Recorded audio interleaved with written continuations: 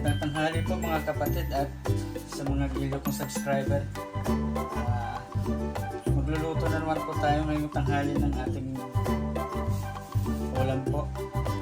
Gigisa lang po ko ng konting gulay. Lagyan po ko ng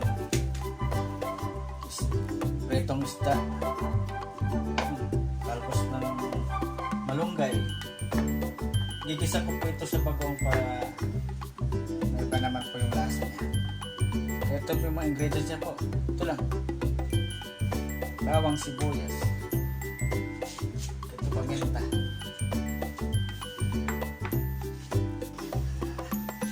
Sinabay tayo ng bawang.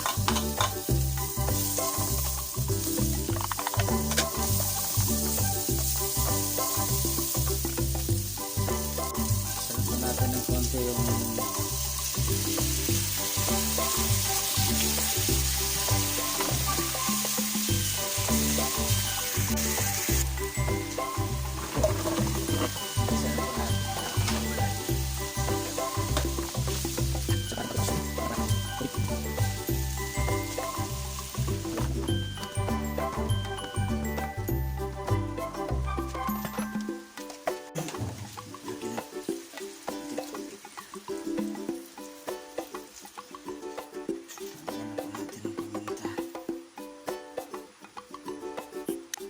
takpan na po natin yung ating niluluto. Tingnan na po natin ang ating niluluto. Ito na po yung isda.